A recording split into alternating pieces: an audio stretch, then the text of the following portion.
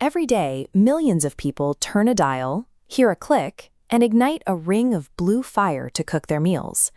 This chart shows the global demand for liquefied petroleum gas.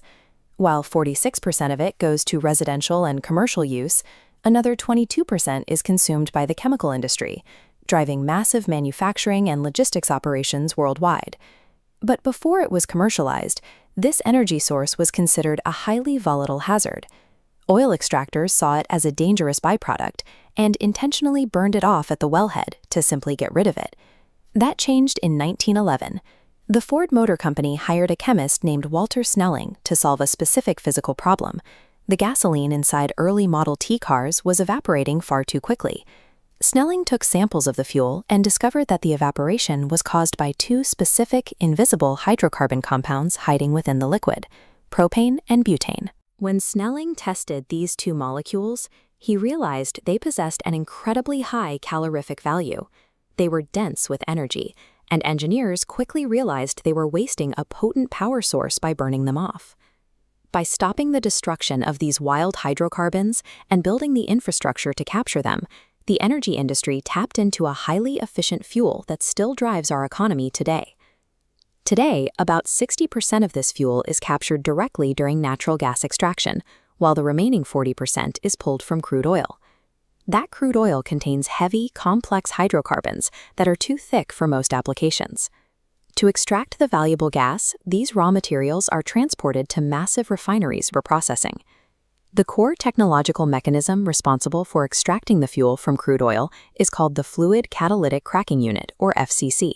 Inside the FCC, low-value heavy oil molecules are blasted with 535 degrees Celsius heat and a zeolite catalyst, forcing long carbon chains to shatter.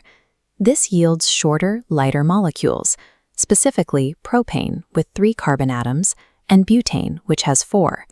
Catalytic cracking takes low-value, heavy sludge and forces it to yield an energy-dense fuel. But the newly cracked gas isn't ready for a stove. It is classified as sour, meaning it is laced with acidic impurities that make it highly corrosive, toxic, and entirely unusable. The initial purification step is the amine process.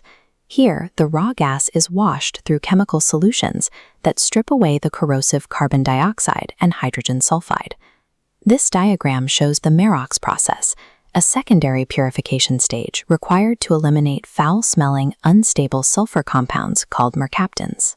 Within this closed-loop system, catalytic oxidation in an alkaline medium safely converts these toxic mercaptans into stable, extractable disulfides. Because deep cleaning strips away all odors, the signature gas smell consumers recognize is actually artificial. It is added back in at the very end of processing specifically to act as a warning system for leaks. Finally, the purified gas moves through fractional distillation. By applying extreme high pressure and dropping the temperature, engineers force these expanding gases to condense into a portable liquid. Without these intense chemical scrubbing and high-pressure liquefaction steps, this substance would remain a highly corrosive, localized hazard, rather than a fuel you can safely transport across the globe in a steel cylinder. When that purified liquid reverts to gas and hits a spark at the point of use, it undergoes almost complete combustion, leaving behind minimal residue. Compared to traditional fossil fuels like coal and crude oil, this chemical efficiency results in a significant drop in the output of soot and particulate matter, but its unique physics require specific safety protocols. Unlike natural gas, which is light and rises to the ceiling, this mixture is significantly denser than air. If a leak occurs, the invisible vapor will drop and dangerously pool along the floor or in low-lying trenches. The global infrastructure built for this liquid is now adapting to a new iteration, the rapid development and integration of bio-LPG.